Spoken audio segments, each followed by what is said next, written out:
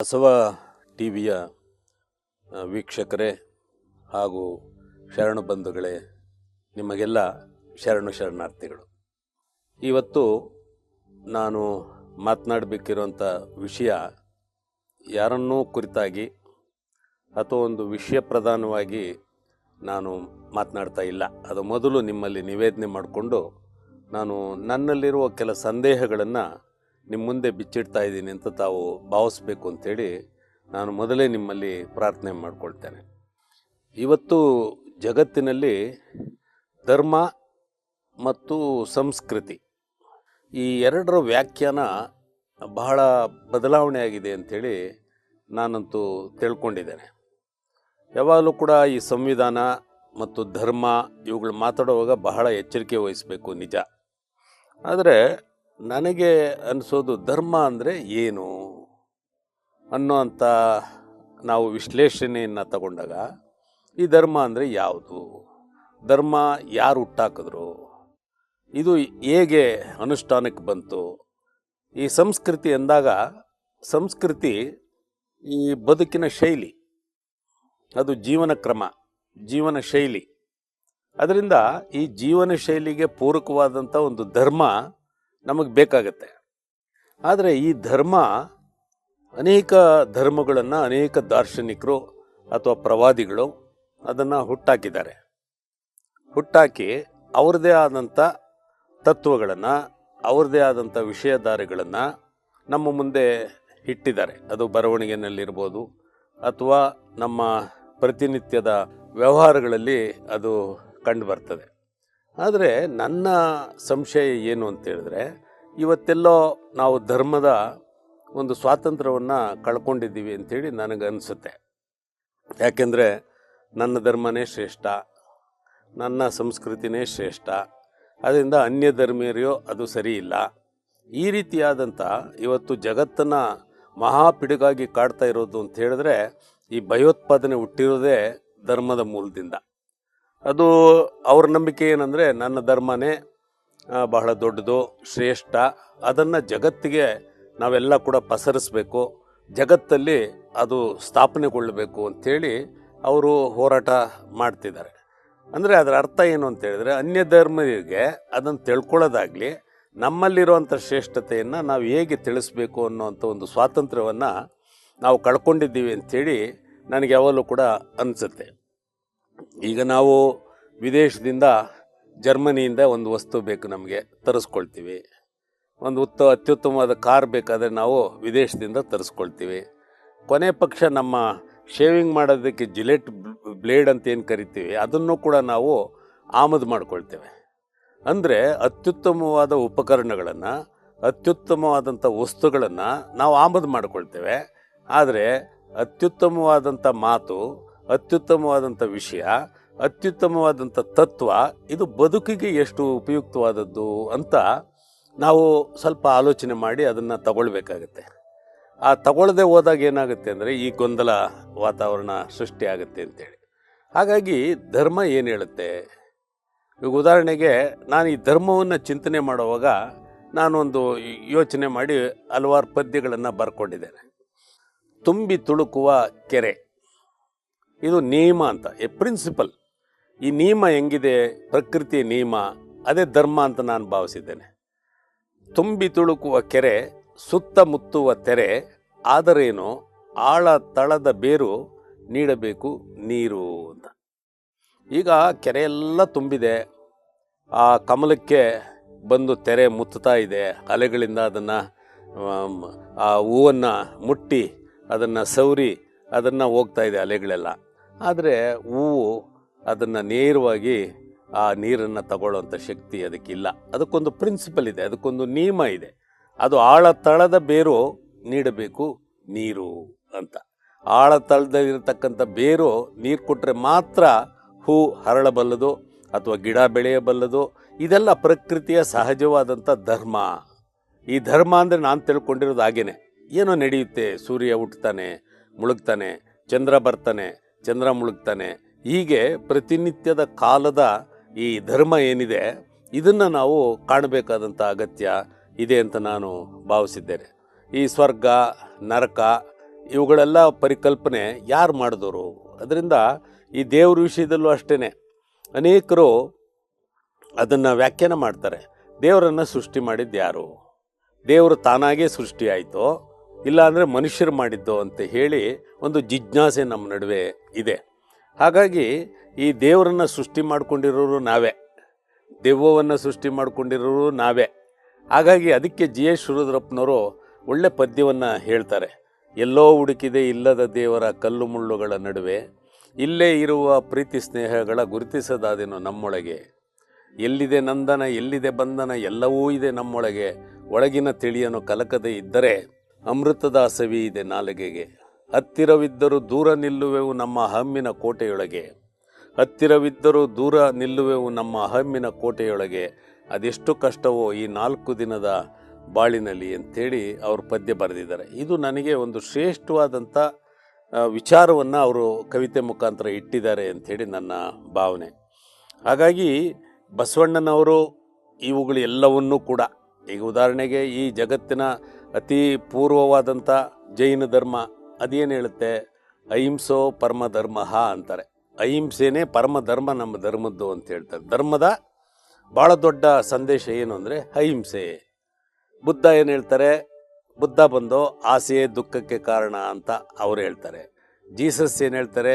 Love ದೈ neighbour ಅಂತಾರೆ. ಹೀಗೆ ಪ್ರತಿಯೊಬ್ಬ ಪ್ರವಾದಿಗಳು ತಮಗೆ ಪ್ರಿಯವಾದಂಥ ಮಾತುಗಳಿಂದ ಈ ಸಮಾಜವನ್ನು ನಾವು ಸುಧಾರಿಸ್ಬೋದು ಅನ್ನೋ ರೀತಿಯಲ್ಲಿ ಅವರೆಲ್ಲ ಕೂಡ ತಮ್ಮ ಸಂದೇಶಗಳನ್ನು ನಮ್ಮ ನಡುವೆ ನೀಡಿದ್ದಾರೆ. ಹಾಗಾಗಿ ಯಾವುದು ಒಳ್ಳೆಯದು? ಈಗ ಅಹಿಂಸೋ ಪರಮ ಧರ್ಮ ಅಂತ ಹೇಳಿದಾಗ ಈ ಜಗತ್ತಿನಲ್ಲಿ ನಾವು ಅಹಿಂಸೆಯನ್ನು ಹೇಗೆ ಪರಿಪಾಲನೆ ಮಾಡಬೇಕು, ಅಹಿಂಸೆಯನ್ನು ನಾವು ನಮ್ಮ ಜೀವನದಲ್ಲಿ ಹೇಗೆ ಅಳವಡಿಸ್ಕೊಳ್ಬೇಕು, ಇವೆಲ್ಲ ಕೂಡ ಪ್ರಶ್ನೆಗಳು ಇದ್ದಾವೆ. ಅದು ಹಿಂಸೆ ಮಾಡಿ ಒಂದು ಪ್ರಾಣಿಯನ್ನು ವಧೆ ಮಾಡಿ ಅದನ್ನು ಕಬಳಿಸೋದಾಗಲಿ ತಿನ್ನೋದಾಗಲಿ ಸರಿನಾ ಆ ಧರ್ಮದ ಪ್ರಕಾರ ಅಂತ ಬರ್ತದೆ. ಹೀಗೆ ಬೌದ್ಧ ಧರ್ಮದಲ್ಲಿ ನಾವು ಆಸೆಯೇ ದುಃಖಕ್ಕೆ ಕಾರಣ ಅಂತ ಹೇಳ್ಬಿಟ್ಟು ಬುದ್ಧ ಹೇಳಿದ್ರು. ಆದರೆ ಈ ಆಸೆ ಅನ್ನೋದು ಮನುಷ್ಯನ ಕಣಕಣದಲ್ಲೂ ತುಂಬಿಕೊಂಡಿದೆ. ಅದನ್ನು ಹೇಗೆ ನಿಯಂತ್ರಣ ಮಾಡಬೇಕು? ನಮಗೆಷ್ಟು ಬೇಕು? ಯಾವುದೇ ಪ್ರಾಣಿ ಪಕ್ಷಿ ನಾಳೆಯ ಊಟವನ್ನು ಅವು ಸಂಗ್ರಹ ಮಾಡಿ ಇಟ್ಕೊಳ್ಳೋದಿಲ್ಲ. ಅವುಗಳಿಗೆ ಕಣಜ ಇಲ್ಲ, ತಿಜೋರಿಗಳಿಲ್ಲ. ಅವು ದುಡಿತವೆ, ಅವತ್ತು ತಿಂತವೆ, ಆಯಿತಾ? ಇವತ್ತು ಧಾರಾಕಾರವಾದ ಮಳೆ ಬಂದರೆ ಮನೆಯಲ್ಲಿ ಕುಳಿತಿರ್ತವೆ. ಹಾಗೆ ಪ್ರಾಣಿ ಪಕ್ಷಿಗಳಿಗಿಲ್ಲದ ಒಂದು ಮೋಹ ಅಥವಾ ಆಸೆ ಈ ಮನುಷ್ಯನಲ್ಲಿದೆ. ಇದನ್ನು ಹೇಗೆ ನಿಯಂತ್ರಣ ಮಾಡಬೇಕು? ಹೀಗೆ ಲವ್ ದೈ ನೈಬರ್ ಅಂತಂದರು ಜೀಸಸ್ ಕ್ರೈಸ್ತ್ ಅವರು. ಅವರೇನು ಹೇಳ್ತಾರೆ? ನೆರೆಹೊರೆಯವರ ಹತ್ರ ಚೆನ್ನಾಗಿರಿ. ನೀವು ನೆರೆಹೊರೆಯವರನ್ನ ಪ್ರೀತಿಸಿದ್ರೆ ಅದೇ ಜಗತ್ತನ್ನು ಪ್ರೀತಿಸ್ದಂಗೆ ಅಂಥೇಳಿ ಅವರು ಹೇಳ್ತಾರೆ. ಹಾಗಾಗಿ ನಾವು ಇಂತಹ ಉತ್ತಮವಾದಂಥ ಮಾತುಗಳನ್ನು ನಾವು ಅಳವಡಿಸ್ಕೊಳ್ಬೇಕು. ಅದಕ್ಕೆ ಬಸವಣ್ಣನವರು ಇವೆಲ್ಲವನ್ನೂ ತಿಳಿದಿದ್ರು ಅಂತ ನನ್ನ ಭಾವನೆ. ಅಹಿಂಸಾ ಪರಮೋ ಧರ್ಮ ಅಂದರೆ ಅವರೇನು ಹೇಳ್ತಾರೆ? ದಯೆ ಇಲ್ಲದ ಧರ್ಮ ಅದಾವುದಯ್ಯ, ಸಕಲ ಪ್ರಾಣಿಗಳಲ್ಲಿ ದಯೆನೇ ಇರಬೇಕು ಅಂತ ಅವರು ಹೇಳಿದ್ದಾರೆ. ಅದನ್ನು ಅಲ್ಲಿಂದ ತಗೊಂಡಿದ್ದಾರೆ ಅಂತ ನನ್ನ ಭಾವನೆ, ಆಯಿತಾ? ಆಸೆಯೇ ದುಃಖಕ್ಕೆ ಕಾರಣ ಅನ್ನುವಂಥ ಬುದ್ಧನ ಮಾತನ್ನು ಕೂಡ ಅವರು ಅನೇಕ ಬಾರಿ ಹೇಳಿದ್ದಾರೆ. ಒಂದು ಜವೆ ಕೊರತೆಯಾದೊಡೆ ನನ್ನ ನದ್ದಿ ನೀ ಎದ್ದು ಹೋಗು ಕೂಡಲ ಸಂಗಮ ದೇವ ಅಂತೇಳಿ. ಅವರು ಭಕ್ತಿ ಶುಭಾಶಯವ ನುಡಿವೆ, ನುಡಿದಂತೆ ನಡೆವೆ, ನಡೆಯಲ್ಲಿ ನುಡಿಯ ಪೂರೈಸುವೆ, ಮೇಲೆ ತೂಗುವ ತ್ರಾಸು ಕಟ್ಟಳೆ ನಿಮ್ಮ ಕೈಯಲ್ಲಿ, ಒಂದು ಜವೆ ಕೊರತೆಯಾದೊಡೆ ನನ್ನ ನದ್ದಿ ನೀ ಎದ್ದು ಹೋಗು ಕೂಡಲ ಸಂಗಮ ದೇವ ಅಂತೇಳಿ ಬಸವಣ್ಣವ್ರು ಹೇಳ್ತಾರೆ. ಅಂದರೆ ನಡೆ ಮತ್ತು ನುಡಿ, ನಾನೇನು ನುಡಿತೀನಿ ಅದರ ಪ್ರಕಾರ ನಡೆ ಇರಬೇಕು ಅಂಥೇಳಿ. ಇದೊಂದು ವಚನವನ್ನು ಇವತ್ತು ನಮ್ಮ ಸಮಾಜದವರು ಅರ್ಥ ಮಾಡ್ಕೊಂಡ್ಬಿಟ್ರೆ ಬಹುಶಃ ಎಲ್ಲರಿಗೂ ಸಮಾನತೆಯ ಇದು ಬರುತ್ತೆ. ಹಾಗೆಯೇ ಜೀಸಸ್ ಕ್ರೈಸ್ತ್ ವಿಷಯವನ್ನು ನಾವು ಮತ್ತೆ ಪ್ರಸ್ತಾಪ ಮಾಡಿದ್ರೆ ಬಸವಣ್ಣವರು ಅದನ್ನೇ ಹೇಳ್ತಾರೆ. ಇವನಾರವ ಇವನಾರವ ಇವನಾರವ ಇವನಾರವ ಎಂದೆನಿಸಿದಿರಯ್ಯ, ಇವ ನಮ್ಮವ ಇವ ನಮ್ಮವ ಇವ ನಮ್ಮವ ಎಂದೆನಿಸಯ್ಯ, ಕೂಡಲ ಸಂಗಮ ದೇವ ನಿಮ್ಮ ಮನೆಯ ಮಗನೆಂದೆನಿಸಯ್ಯ ಅಂಥೇಳಿ ಅವರು ಹೇಳಿದ್ದಾರೆ. ಎಲ್ಲರನ್ನೂ ಪ್ರೀತಿಸಿ ಎಲ್ಲರನ್ನೂ ಒಟ್ಟಾಗಿ ಬಾಳುವಂಥ ರೀತಿಯಲ್ಲಿ ನಾವು ನಡ್ಕೊಳ್ಳೋಣ ಅನ್ನೋ ಮಾತನ್ನು ಅವರು ಬಹಳ ಚೆನ್ನಾಗಿ ಬಸವಣ್ಣವರು ಹೇಳಿದ್ದಾರೆ. ಅದರಿಂದ ಈ ಧರ್ಮಗಳ ಒಂದು ರೀತಿ ನಾನು ಮೊದಲನೇ ನಿಮಗೆ ಹೇಳಿದಾಗೆ ಈ ಧರ್ಮಗಳ ನಡುವೆ ಇರ್ತಂಥ ಸಂಶಯಗಳೇನಿದ್ದಾವೆ ಅವುಗಳಿಗೆಲ್ಲ ಕೂಡ ನಾವು ಈ ರೀತಿ ರಿಫಾರ್ಮ್ ಆದದ್ದು, ಈ ಧರ್ಮಗಳ ಅದನ್ನು ಒಂದು ರೀತಿ ಪುನರುತ್ಥಾನ ಆದದ್ದು, ಅವುಗಳನ್ನು ನಾವು ಗಮನ ಹರಿಸ್ಬೇಕಾಗತ್ತೆ. ಹಾಗಾಗಿ ಮಹಾತ್ಮ ಗಾಂಧಿಯವರು ಅಷ್ಟೇ, ಅವರು ಸತ್ಯಾಗ್ರಹವನ್ನು ಅವರು ತಗೊಂಡಿದ್ದೇನೆ, ಉಪವಾಸ ಸತ್ಯಾಗ್ರಹವನ್ನು ತಗೊಂಡಿದ್ದೇ ಜೈನ ಧರ್ಮದಿಂದ ಅಂತ ನನಗೆ ಅನಿಸುತ್ತೆ. ಈಗ ಜೈನ ಧರ್ಮದ ಭಾಳ ದೊಡ್ಡ ಸಂದೇಶ ಅಂದರೆ ಉಪವಾಸ ಸತ್ಯಾಗ್ರಹ. ಅದನ್ನು ಅವರು ಸ್ವಾತಂತ್ರ್ಯ ಹೋರಾಟಕ್ಕಾಗಿ ಬಳಸ್ಕೊಂಡ್ರು. ಬುದ್ಧನಿಂದ ಅವರು ಆಸೆಯ ದುಃಖಕ್ಕೆ ಕಾರಣ ಅಂಥೇಳಿ ಬೆತ್ತಲೆಯಾಗಿ ಅವರು ಸತ್ಯಾಗ್ರಹಕ್ಕೆ ಆ ಸಂದೇಶವನ್ನು ಬಳಸ್ಕೊಂಡ್ರು. ಹಾಗೆಯೇ ನಾವೆಲ್ಲ ಒಂದು, ಭಾರತೀಯರೆಲ್ಲ ಒಂದು, ಜಗತ್ತಿನ ಎಲ್ಲ ಜನರು ಕೂಡ ಒಂದು ಅನ್ನೋ ಸಂದೇಶವನ್ನು ಅವರು ಹೋರಾಟದಲ್ಲಿ ತಂದರು. ಹಾಗಾಗಿ ಮಹಾತ್ಮ ಗಾಂಧಿಯವರು ಇವತ್ತು ಜಗತ್ತಿನ ಜನಪ್ರಿಯ ವ್ಯಕ್ತಿ. ಬಹುಶಃ ಅವರಷ್ಟು ಮಾನ್ಯತೆ ಪಡೆದಂಥ ಇನ್ನೊಬ್ಬ ವ್ಯಕ್ತಿ ಇರಲಿಕ್ಕಿಲ್ಲ ಅಂಥೇಳಿ ನನ್ನ ಭಾವನೆ. ಅವರು ನಮ್ಮ ಭಾರತ ದೇಶದಲ್ಲಿ ಹುಟ್ಟಿ ಈ ಚಳುವಳಿನಲ್ಲಿ, ಸ್ವಾತಂತ್ರ್ಯ ಚಳುವಳಿನಲ್ಲಿ ಮುಂಚೂಣಿನಲ್ಲಿ ಇದ್ದುಕೊಂಡು ಅವರು ಏನು ನಮಗೆ ಸ್ವಾತಂತ್ರ್ಯವನ್ನು ಗಳಿಸ್ಕೊಟ್ಟಿದ್ದಾರೆ, ಈ ತತ್ವ ಇನ್ನೆಲ್ಲೂ ಇಲ್ಲ. ಆದರೂ ಕೂಡ ಈ ಸಾವು ನೋವು ಇವುಗಳನ್ನೆಲ್ಲ ಯೋಚನೆ ಮಾಡಿದಾಗ ಬಹುಶಃ ನನಗನ್ಸೋದು ಈ ಸತ್ಯವನ್ನು ಆಗ್ರಹಪಡಿಸೋದು, ಆಮೇಲೆ ಉಪವಾಸದಿಂದ ಮಾಡೋದು, ಆಮೇಲೆ ನಮಗೆ ಬೇಕಾದಂಥ ಈ ಸ್ವಾತಂತ್ರ್ಯವನ್ನು ಕೊಡೋದು, ಈ ರೀತಿಯ ಜಗತ್ತಿನಲ್ಲೇ ಒಂದು ಹೊಸ ರೀತಿಯ ಅಲೆಯನ್ನು ಗಾಂಧಿಯವರಾಗಲಿ ಕಾಂಗ್ರೆಸ್ನವರಾಗಲಿ ಅದನ್ನು ಹುಟ್ಟಾಕಿ ಅದರಿಂದ ನಾವು ಜಯಶೀಲರಾಗಿದ್ದೇವೆ.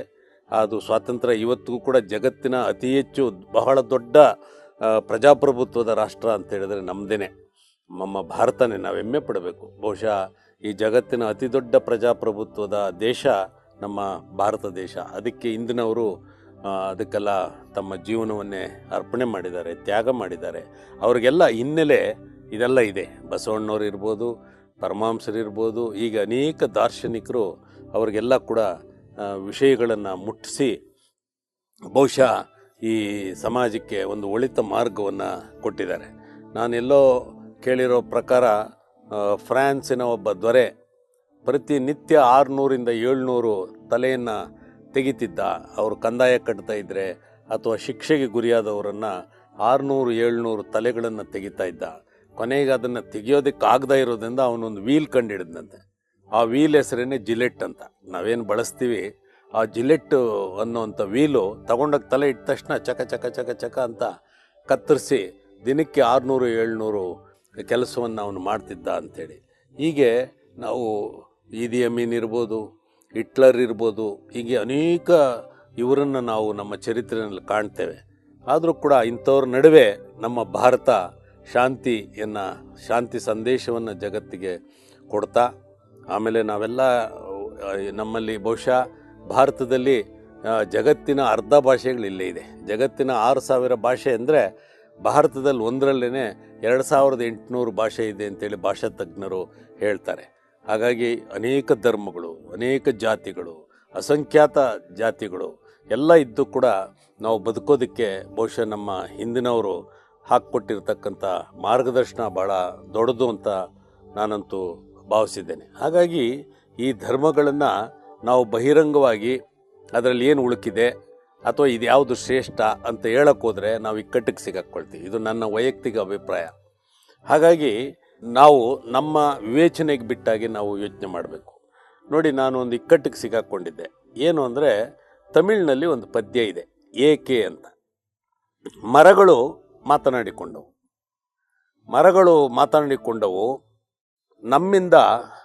ನಮ್ಮನ್ನು ಕಡಿದು ಈ ಮನುಜರು ಅದೆಷ್ಟು ಶಿಲುಬೆಗಳನ್ನು ಮಾಡಿಕೊಳ್ಳುತ್ತಾರೆ. ವಿಷಾದ ಎಂದರೆ ಇವರಲ್ಲಿ ಒಬ್ಬ ಕೂಡ ಆಗಲಿಲ್ಲವಲ್ಲ ಏಸು ಅಂತ ಒಂದು ಪದ್ಯ ಇದೆ, ಏಕೆ ಅಂತ ಅದರ ಪದ್ಯ. ಇದನ್ನು ನಾನು ಯಾವುದೋ ಒಂದು ಸಂದರ್ಭದಲ್ಲಿ ಹೇಳಿದೆ. ಹೇಳ್ಬಿಟ್ಟು ವೇದಿಕೆಯಿಂದ ನಾನು ಕೆಳಗಿಳಿಯುವಾಗ ಒಬ್ಬ ಬಾಂಧವ ಬಂದು ನನ್ನ ಹತ್ರ ಕೇಳ್ದ, ರೀ ಆ ಪದ್ಯ ವಾಪಸ್ ತಗೊಳ್ಳಿ. ಯಾಕೆ? ನಮ್ಮ ಜೀಸಸ್ ಒಬ್ಬನೇ, ಇನ್ನೊಬ್ಬ ಹುಟ್ಟೋದಕ್ಕೆ ಸಾಧ್ಯ ಇಲ್ಲ. ಜೀಸಸ್ ಒಬ್ಬನೇ, ಅದರಿಂದ ನೀವು ಇನ್ನೊಬ್ಬ ಹುಟ್ಟಲಿ ಅಂತ ನಿಮ್ಮ ಆಶಯ ಏನಿದೆ ಈ ಪದ್ಯದಲ್ಲಿ ಅದು ಸರಿ ಇಲ್ಲ, ತಗೊಳ್ಳಿ ಅಂತೇಳಿ ಒಂದು ಘರ್ಷಣೆಗೆ ಆತ ಮುಂದಾದ. ಹೀಗೆ ನಾವು ಏನಾದರೂ ಅವರ ನಂಬಿಕೆಗಳಿಗೆ ನಾವು ಸ್ವಲ್ಪ ಏನಾದರೂ ಅಡಚಣೆ ಮಾಡಿದಾಗ ಅವರು ಈ ಥರ ತಿರುಗಿ ಬೀಳುವಂಥ ಅವಕಾಶಗಳು ಅತಿ ಹೆಚ್ಚಾಗಿ ಇರುತ್ತೆ. ಅದರಿಂದ ನಾವು ಎಲ್ಲ ಧರ್ಮಗಳನ್ನು ತಿಳ್ಕೊಳ್ಬೇಕಾಗುತ್ತೆ. ಎಲ್ಲ ಧರ್ಮಗಳನ್ನು ತಿಳ್ಕೊಂಡು ಅತ್ಯುತ್ತಮವಾದದ್ದು ಯಾವುದು, ಅದನ್ನು ನಮ್ಮ ಜೀವನಕ್ಕೆ, ನಮ್ಮ ಮಕ್ಕಳಿಗೆ, ನಮ್ಮ ಸಮಾಜಕ್ಕೆ ಉಣಬಡಿಸುವಂಥ ರೀತಿ ಯಾವುದು ಅಂತ ಹೇಳಿ ನಾವು ಆ ಬಗ್ಗೆ ಯೋಚನೆ ಮಾಡಬೇಕಾಗತ್ತೆ. ಇವತ್ತು ಅನೇಕರು ವೇಷಭೂಷಣಗಳಿಂದ, ಆಮೇಲೆ ಅವರ ಶ್ರೀಮಂತಿಕೆಯಿಂದ, ಅವರ ತೋರುವಿಕೆಯಿಂದ ಈ ಸಮಾಜದ ಮಾರ್ಗವನ್ನು ಎಲ್ಲೋ ದಾರಿ ತಪ್ಪಿಸ್ತಾ ಇದ್ದಾರೆ ಅಂತ ನನಗೆ ಅನಿಸುತ್ತೆ. ಎಲ್ಲ ಧರ್ಮಗಳೂ ಮಾನವನ ಉದ್ಧಾರಕ್ಕಾಗಿ, ಮನುಜ ಕುಲದ ಅದರ ನೆಮ್ಮದಿಗಾಗಿ ಎಲ್ಲ ಧರ್ಮಗಳು ಬಂದಿದೆ. ಆದರೆ ಇವತ್ತು ಆಧುನಿಕ ಈ ಸಮಾಜದಲ್ಲಿ ಯಾವುದು ಇರಬೇಕು, ಯಾವುದು ಬೇಡ ಅಂತ, ಉದಾಹರಣೆಗೆ ಒಂದು ಧರ್ಮ ಹೆಣ್ಣು ಮಕ್ಕಳಿಗೆ ಸಿಸೇರಿಯನ್ ಮಾಡಿಸ್ಬಾರ್ದು ಅಂತ ಒಂದು ಧರ್ಮ ಹೇಳುತ್ತೆ. ಅದು ಇವತ್ತಿಗೂ ಕೂಡ ಅದು ಇತ್ಯರ್ಥ ಆಗಿಲ್ಲ. ಅಂದರೆ ಹೆಣ್ಣು ಮಗು ಸಾಯ್ತಾ ಇದ್ದರೂ ಕೂಡ ಪರವಾಗಿಲ್ಲ, ಅವಳಿಗೆ ನೀವು ಸಿಸೇರಿಯನ್ ಶಸ್ತ್ರಚಿಕಿತ್ಸೆ ಮಾಡಿ ಮಗುನ ಪಡಿಬಾರ್ದು ಅಂತ ಒಂದು ಧರ್ಮ ಹೇಳುತ್ತೆ. ಹೀಗೆ ಇಂಥವುಗಳನ್ನೆಲ್ಲ ನಾವು ಧರ್ಮಗಳ ವಿಕಾಸದಲ್ಲಿ ನಾವು ಹೇಗೆ ಬದಲಾವಣೆಗೆ ಒಳಗಾಗಬೇಕು ಅನ್ನೋದಿದೆಯಲ್ಲ, ಇದನ್ನು ನಾವು ಯೋಚನೆ ಮಾಡಬೇಕಾಗಿದೆ. ಒಂದು ಧರ್ಮ ಹೇಳುತ್ತೆ ನೀವು ಹಲ್ಲು ಉಜ್ಜೋ ಅಂತ, ಅದು ಸಂಸ್ಕೃತಿ ನಾನು ಹೇಳೋದು. ಅಂದರೆ ಹಲ್ಲು ಉಜ್ಜಬೇಕಾಗಿಲ್ಲ ಅಂತ ಒಂದು ಧರ್ಮ ಹೇಳುತ್ತೆ. ಹಾಗೆ ಒಂದೊಂದು ಧರ್ಮ ಒಂದು ಕಾಲಘಟ್ಟದ ಏನೋ ಒಂದು ಹೇಳಿರುತ್ತೆ. ಅದನ್ನು ನಾವು ಬದಲಾವಣೆಗೆ ನಾವು ಮಾಡ್ಕೊಳ್ಬೇಕಾದಂಥ ಅಗತ್ಯ ಇದೆ ಅಂತ ನಾನಂತೂ ಭಾವಿಸಿದ್ದೇನೆ. ಹಾಗಾಗಿ ನಾವು ಮೊದಲು ಧರ್ಮದ ಬಗ್ಗೆ, ಸಂಸ್ಕೃತಿ ಬಗ್ಗೆ, ಈ ಜಾತಿ ಬಗ್ಗೆ ಇವುಗಳೆಲ್ಲ ಮಾತಾಡುವಾಗ ನಾವು ಅದರ ಬಗ್ಗೆ ಅಧ್ಯಯನಶೀಲರಾಗಿ ಅದನ್ನು ನಾವು ಓದ್ಕೊಂಡಿದ್ದು, ಅದರಲ್ಲಿ ಉತ್ತಮವಾದಂಥ ನಡವಳಿಕೆ ಯಾವುದು, ಅದರಲ್ಲಿ ಉತ್ತಮವಾದಂಥ ಅಂಶ ಯಾವುದು, ಇವುಗಳನ್ನು ಸಮಾಜಕ್ಕೆ ತಿಳಿ ಹೇಳುವಂಥ ಕೆಲಸವನ್ನು ಬಹುಶಃ ನಾವು ಮಾಡಬೇಕಾಗತ್ತೆ ಅಂತೇಳಿ ನಾನಂತೂ ಭಾವಿಸಿದ್ದೇನೆ. ಈಗ ನಮ್ಮ ಸಂವಿಧಾನವೂ ಅಷ್ಟೇ 52ರಲ್ಲಿ ಅದು ಸಂವಿಧಾನ ಆಗಿದ್ದರೂ ಕೂಡ, 52ರಲ್ಲಿ ಆಗಿದ್ದರೂ ಕೂಡ ಅದರ ಬದಲಾವಣೆಗಳು ಕಾಲಾಂತರ ಅಗತ್ಯ ಇರುತ್ತೆ. ಅದನ್ನು ಮುಟ್ಟಕ್ಕೆ ಹೋದರೆ ಇಲ್ಲದ ನಮ್ಮ ಗೊಂದಲಗಳು, ಘರ್ಷಣೆಗಳು ಇವೆಲ್ಲ ಕೂಡ ಆಗ್ತಾಯಿದೆ. ಅದಕ್ಕೋಸ್ಕರ ನಾವು ಯಾವುದನ್ನು ಈ ಸಮಾಜಕ್ಕೆ ಮುಟ್ಟಿಸ್ಬೇಕು, ಯಾವುದು ಈ ಸಮಾಜಕ್ಕೆ ಪ್ರತಿನಿತ್ಯದ ಒಂದು ಹೋರಾಟ ಇದೆ, ಪ್ರತಿನಿತ್ಯದ ಒಂದು ಜಂಜಾಟ ಇದೆ, ಈ ಜಂಜಾಟಗಳಿಗೆಲ್ಲ ಉತ್ತರ ಕಾಣುವಂಥ ವಿಷಯ ಯಾವುದು, ಇವುಗಳನ್ನು ಮನುಷ್ಯ ಬಲ್ಲವನಾಗಬೇಕು. ಇವತ್ತು ಅನೇಕ ದಾರ್ಶನಿಕರು, ಓಶೋ ಇರ್ಬೋದು, ಪರಮಹಂಸರಿರ್ಬೋದು, ಸಿದ್ದೇಶ್ವರ ಸ್ವಾಮಿಗಳಿರ್ಬೋದು, ಇವರೆಲ್ಲ ಕೂಡ ತಮ್ಮ ಅಧ್ಯಯನದಿಂದ ಉತ್ತಮವಾದಂಥ ಮಾತುಗಳನ್ನು ಇವತ್ತು ಹೇಳ್ತಾ ಬರ್ತಿದ್ದಾರೆ. ನಮ್ಮ ವಚನಕಾರರು ಅದನ್ನೇ ತೋರಿಸಿದ್ದಾರೆ. ಬಹುಶಃ ಜಗತ್ತಲ್ಲಿ ಒಂದು ದೊಡ್ಡ ದೊಡ್ಡ ಸಂದೇಶಗಳನ್ನು ಆ ಕಾಲಘಟ್ಟದಲ್ಲಿ ಅವರು ಮುಂದೆ ಇಟ್ಟಿದ್ದಾರೆ. ಈಗ ಉದಾಹರಣೆಗೆ, ಉಳ್ಳವರು ಶಿವಾಲಯ ಮಾಡುವರು, ನಾನೇನು ಮಾಡಲಿ ಬಡವನಯ್ಯ ತಂದೆ, ನನ್ನ ಕಾಲೇ ಕಂಬ ದೇಹವೇ ದೇಗುಲ ಶಿರವೇವನ್ನ ಕಳಶವಯ್ಯ, ಸ್ಥಾವರಕ್ಕೆ ಕಳಿವುಂಟು ಜಂಗಮಕ್ಕೆ ಕಳಿವಿಲ್ಲ ಅಂತ ಬಸವಣ್ಣವರ ವಚನ. ಏನು ಅದ್ಭುತವಾದಂಥ ಕಲ್ಪನೆ ಇದು. ಬಹುಶಃ ಜಗತ್ತಲ್ಲಿ ಈ ಕಲ್ಪನೆಯನ್ನು ಕೊಟ್ಟಂಥ ಮೊದಲನೇ ವ್ಯಕ್ತಿ ಇದ್ದರೆ ಅದು ಬಸವಣ್ಣವರೇ. ಆ ಒಟ್ಟು ಅರಿವಿನ ಮನೆಯಲ್ಲಿ ಎಲ್ಲರೂ ಇದ್ದು ತೀರ್ಮಾನ ತಗೊಂಡಂಥ ವಿಷಯ ಏನಿದೆ, ಇದು ಏನು ಇವತ್ತಿಗೂ ಕೂಡ ನಾವು ಒಂದು ದೇವಸ್ಥಾನಕ್ಕೆ ನಾವು ಶೋಷಿತರನ್ನು ಒಳಗಡೆ ಬಿಡೋದಿಲ್ಲ. ಇದು ಎಂಥ ಕರ್ಮ, ನಮ್ಮ ಸಮಾಜ ಎಲ್ಲಿ ಹೋಗ್ತಾ ಇದೆ ಇವತ್ತು. ನಾವು ಆ ಒಂದು ಕಾರಣದಿಂದ ನಮ್ಮ ಹತ್ತಿರದ ಬಂಧುಗಳು ಅದನ್ನು ಬಿಟ್ಟು ಅನ್ಯ ಧರ್ಮಿಗಳಿಗೆ ಹೋಗ್ತಾ ಇದ್ದಾರೆ. ಕಾರಣ ಇಷ್ಟೇ, ಯಾವಾಗ ನಾವು ಅವರನ್ನು ಸರಿಯಾಗಿ ನೋಡಲಿಲ್ವೋ ಅವರೆಲ್ಲ ಬಿಟ್ಟು ಹೋಗುವಂಥ ಅವಕಾಶ ಅವರಲ್ಲಿ ಜಾಸ್ತಿ ಇದೆ. ನಮ್ಮ ಮೇಲೆ ಅವ್ರಿಗೆ ಆಕ್ರೋಶ ಇದೆ, ನಮ್ಮ ಮೇಲೆ ಅವ್ರಿಗೆ ಕ್ರೋಧ ಇದೆ. ಯಾಕಿದೆ ಅಂದರೆ ನಾವು ಅವ್ರನ್ನ ಸರಿಯಾಗಿ ನಡೆಸ್ಕೊಳ್ತಾ ಇಲ್ಲ. ಅದರಿಂದ ನಾವು ಮೊದಲು ಅವರು ಮನುಜ ಕುಲಂ ತಾನೊಂದೇ ವಲಂ ಪಂಪ ಹೇಳ್ಬಿಟ್ಟ, ಮನುಷ್ಯ ಎಲ್ಲರೂ ಕೂಡ ಜಗತ್ತಲ್ಲಿ ಒಬ್ಬನೇ ಅಂತ. ಹಾಗೆ ಕುವೆಂಪು ಅವರು ಅಷ್ಟೇ, ಬಸವಣ್ಣವರು ಅಷ್ಟೇ, ಎಲ್ಲರೂ ಕೂಡ ಹೇಳೋದು ಇಷ್ಟೇ, ನಾವು ಮನುಷ್ಯರ ಜಾತಿ ತಾನೊಂದೇ ವಲಂ, ನಾವೆಲ್ಲ ಕೂಡ ಒಂದು ಅನ್ನೋ ಭಾವನೆ ಬರಬೇಕಾದ್ರೆ ಯಾವ ಧರ್ಮ ನಮಗೆ ಆಚರಣೆಗೆ ಯೋಗ್ಯವಾದದ್ದು ಅಂತ ಹೇಳಿ ನಾವು ಸ್ವಲ್ಪ ಆಲೋಚನೆ ಮಾಡಬೇಕು, ಓದಬೇಕು. ಆಮೇಲೆ ಬಲ್ಲವ್ರ ಹತ್ರ ನಾವು ಚರ್ಚೆ ಮಾಡಿ ತಿಳ್ಕೊಳ್ಬೇಕು. ಇದೆಲ್ಲ ಮಾಡಿದಾಗ ನಮ್ಮ ಮನಸ್ಸಿಗೆ ಒಂದು ನೆಮ್ಮದಿ ಸಿಗುವಂಥ ಅವಕಾಶ ಖಂಡಿತ ಇರುತ್ತೆ ಅಂತ ನಾನಂತೂ ಭಾವಿಸಿದ್ದೇನೆ. ಹೀಗೆ ಹೆಣ್ಣು ಮಕ್ಕಳ ವಿಷಯದಲ್ಲಿರ್ಬೋದು, ಮಲೆಮುಡಿ ಬಂದಡೆ ಹೆಣ್ಣೆಂಬರು, ಗಡ್ಡ ಮೀಸೆ ಬಂದರೆ ಗಂಡೆಂಬರು, ನಡುವೆ ಸುಳಿವಾತ್ಮ ಹೆಣ್ಣು ಅಲ್ಲ ಗೆಂಡು ಅಲ್ಲ ರಾಮನಾಥ ಅಂಥೇಳಿ ಜೇಡರದಾಸಮಯ್ಯ ಬಸವಣ್ಣನಿಗೂ ಮೊದಲೇ ಹೇಳ್ಬಿಟ್ಟಿದ್ದಾನೆ. ಎಂಥ ಅದ್ಭುತವಾದಂಥ ಪರಿಕಲ್ಪನೆ ಅದು. ಇವತ್ತಿಗೂ ಹೆಣ್ಣು ಮಕ್ಕಳಿಗೆ 33% ಅಂತ ನಾವೇನು ಮಾತಾಡ್ತಾ ಇದ್ದೀವಿ, ಎಲ್ಲ ಬಿಲ್ಲು ಹೋಗಿ ವಾಪಸ್ ಬರ್ತಾ ಇದೆ, ಹೋಗ್ತದೆ ವಾಪಸ್ ಬರ್ತದೆ. ಆದರೆ ಈ ಭಾರತದಲ್ಲಿ, ಈ ಜಗತ್ತಿನಲ್ಲಿ 50-50, ಅರ್ಧ ಜನಸಂಖ್ಯೆ ಇರೋದು ಹೆಣ್ಣು ಮಕ್ಕಳು, ಇನ್ನು ಅರ್ಧ ಪುರುಷರು.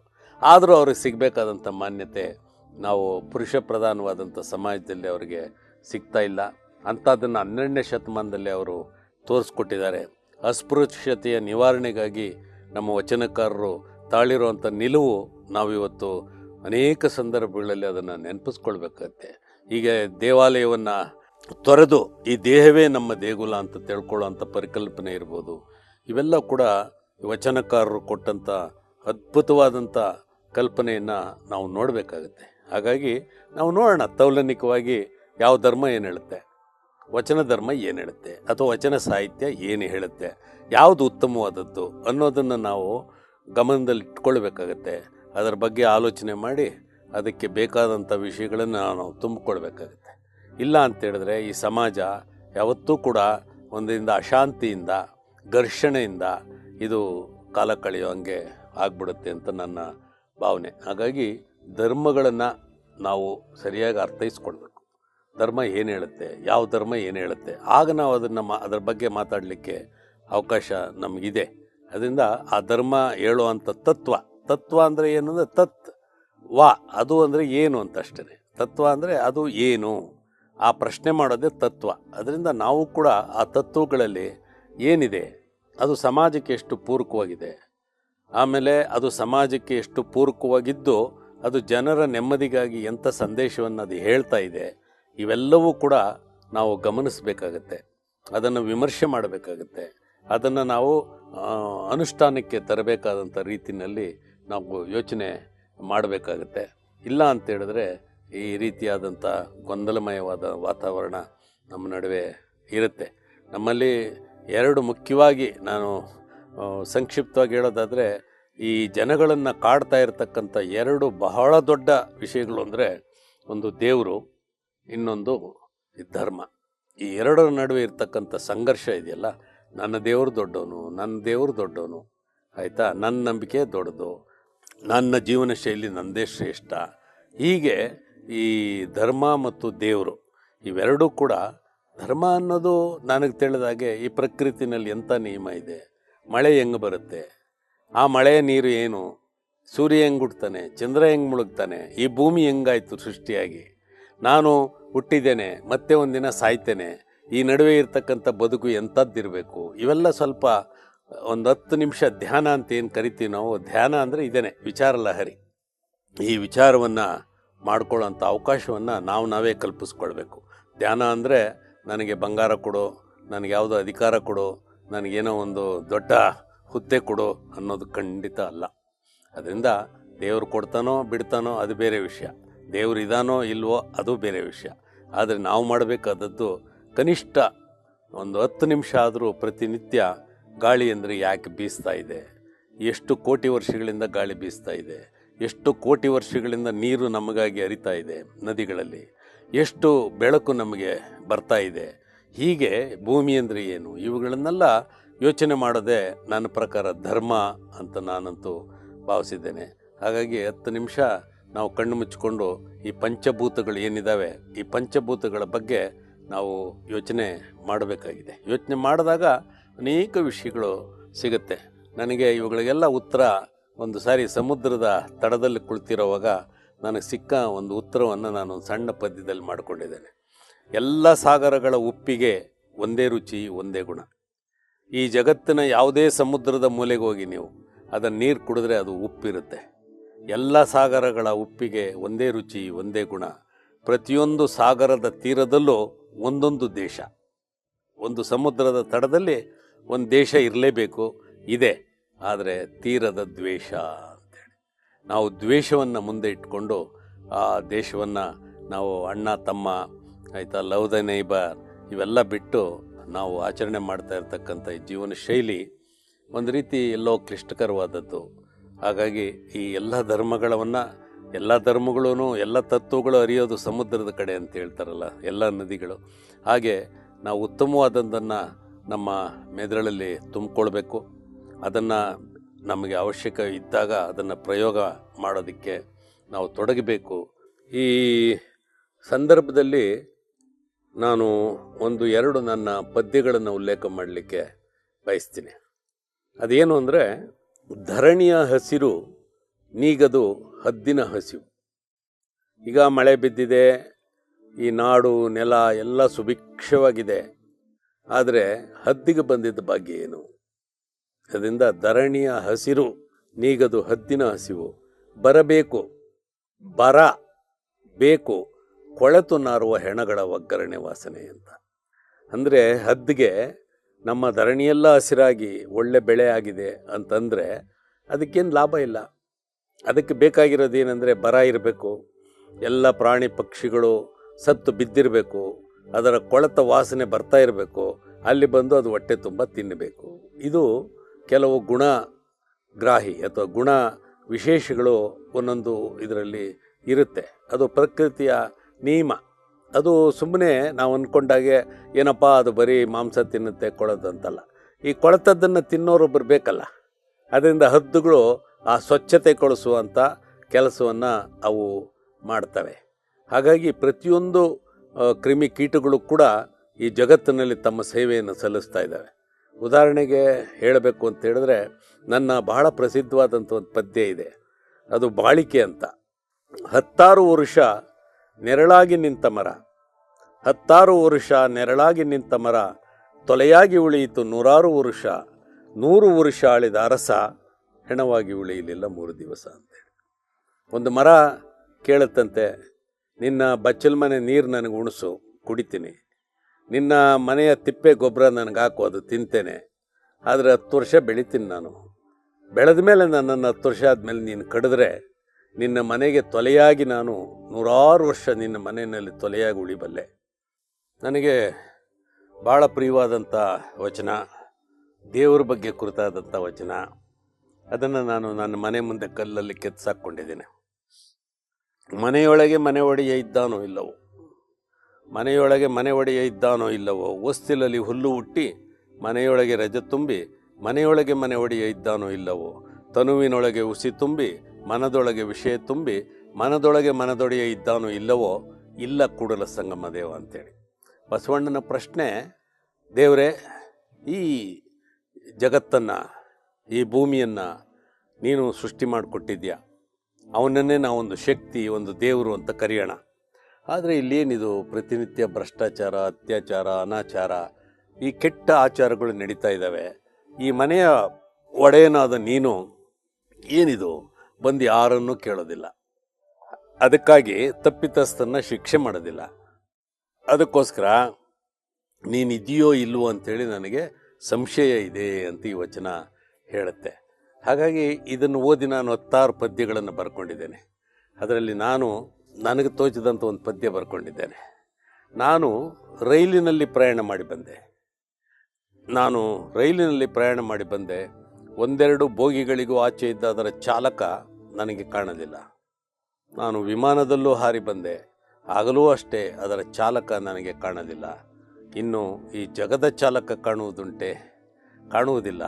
ಅವನ ಕಾಯಕ ಅವನದು, ನನ್ನ ಪಯಣ ನನ್ನದು ಅಂಥೇಳಿ ನಾನು ಬರ್ಕೊಂಡಿದ್ದೇನೆ. ಯಾಕೆಂದರೆ ದೇವರನ್ನು ಕಾಣಬೇಕು, ದೇವರನ್ನು ನಾವು ನೋಡಬೇಕು ಅನ್ನುವಂಥ ವಿಷಯ ಏನಿದೆ, ಅದು ನಮ್ಮ ರೈಲಿನಲ್ಲಿರೋ ಒಬ್ಬ ಅದರ ಚಾಲಕನ್ನೇ ನಾವು ನೋಡೋಕ್ಕಾಗಲ್ಲ. ಇನ್ನು ಈ ಜಗತ್ತಿನ ಚಾಲಕ ಎಲ್ಲಿದ್ದಾನೆ, ಏನಿದ್ದಾನೆ, ಹೇಗಿದ್ದಾನೆ ನೋಡಲಿಕ್ಕೆ ಸಾಧ್ಯ ಇಲ್ಲ ಅಂಥೇಳಿ.